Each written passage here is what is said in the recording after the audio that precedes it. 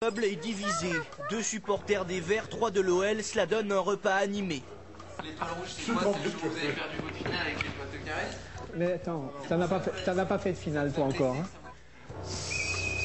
Après la collation, partie de foot improvisée. Dans le jardin de la famille Peuple, les Verts s'imposent 1-0. Altony Garnier à côté de Gerland, des fans de Johnny Hallyday patientent avant le concert de leur idole. Fans de Johnny, mais pas seulement. Allez les Verts! Qui ne saute pas n'est pas lyonnais. Restent des irréductibles, totalement hermétiques au derby Lyon-ASSE.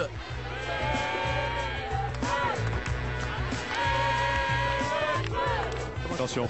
Il en reste tellement peu maintenant des supporters de Saint-Etienne, on ne va pas se le perdre comme ça. 16h30, la famille Peuple et les supporters des 2 équipes pénètrent dans les tribunes du stade de Gerland. Des tribunes où va s'installer aussi Julien Sablé, le capitaine des Verts, suspendu pour le derby. Suspendu aussi le Brésilien Fred, qui reçoit le trophée du buteur du mois de septembre. 16h58, le 90e derby Lyon-ASSE peut commencer. Dans les tribunes, le ton est donné, sur la pelouse aussi, frappe déviée de Thiago. Les Lyonnais de la famille Peuple apprécient. L'OL joue sans coupet, blessé à la main par une étagère. Sidney Govou est lui bien présent. L'international français combine parfaitement avec Thiago avant de servir Juninho. La frappe du Brésilien passe tout près des buts de Jeannot. Il a reçu le ballon et je connais très bien, il a commencé à déborder, éliminé, je suis tout à côté, j'ai demandé un ballon pour frapper tout de suite, il a passé de près, c'était une bonne action quand même. Première chaude alerte pour Yvan Assec et les Verts. Il n'y en aura guère d'autres car en première mi-temps, les duels sont rudes, la partie hachée, 19 fautes en 45 minutes, difficile pour les 2 équipes de pratiquer du beau jeu. C'est un derby, c'est toujours comme ça, c'est un match dur, c'est un match il y a beaucoup de rivalité. De jolis gestes, il y en a quand même, comme cette intervention impeccable de Chris sur Frédéric Piquion. Mais à la mi-temps, Lyon et Saint-Etienne sont à égalité 0-0. Devant la halle Tony Garnier, les fans de Johnny se tiennent au courant de l'évolution du score grâce à leur portable. 0-0. C'est la mi-temps. Les fans de Johnny ont donc fait le bon choix jusqu'ici, mais la reprise donne des signes encourageants pour les spectateurs de Gerland. Freddy Guerin vient buter sur Rémi Vercoutre. La seconde période est lancée. Lyon a la maîtrise du jeu mais demeure inoffensif. Une faute sur Karim Benzema offre à Juninho l'occasion de réveiller ses partenaires. Le coup franc du Brésilien est repoussé par Jérémy Janot. Lyon rappelle que la menace peut surgir à tout moment et pas seulement sur coup de pied arrêté. 65e minute, cette fois, le mouvement est collectif. Juninho a vu Thiago dans la surface.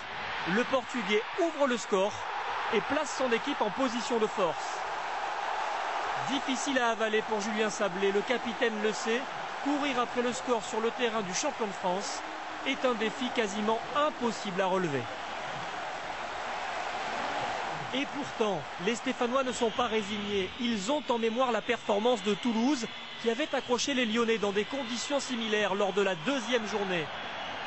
Avec de la conviction et beaucoup de réussite, Johan Hocker permet à Saint-Etienne de revenir à un but partout.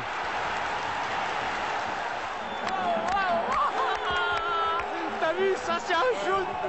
C'est rien mon petit. C'est un coup du sort malheureusement, je vous dis, il frappe, c'est contré, ça me lobe. Ça aurait pu très bien toucher la barre ou sortir, malheureusement c'est dans le but, c'est comme ça, c'est pas grave. Lyon dispose de 25 minutes pour reprendre le contrôle du derby. Sa méthode, un gros pressing pour pousser l'adversaire à la faute. Celle de Lamine Diatta sur Malouda offre un pénalty à l'Olympique Lyonnais. Non, il est rouge en plus. Oh, Diatta est expulsé. La colère de Julien Sablé est légitime car la faute est commise à l'extérieur de la surface de réparation. Et Florent Malouda était en position de hors-jeu au départ de l'action. Nouveau face-à-face Juninho-Janot, duel remporté par le gardien stéphanois. L'exploit de Jérémy Janot n'est pas seulement dû au hasard. Super confiance en Jérémy. Je savais qu'il allait partir par là parce que souvent il avait vu Juninho tirer comme ça. Promu capitaine en l'absence de Julien Sablé, Jeannot assume son rôle de leader. Mais la rencontre n'est pas terminée. Il faut encore résister aux accélérations de Malouda. Le milieu de terrain de l'équipe de France décale Juninho. On joue la 90e minute et l'OL achève l'écriture d'un scénario bien connu.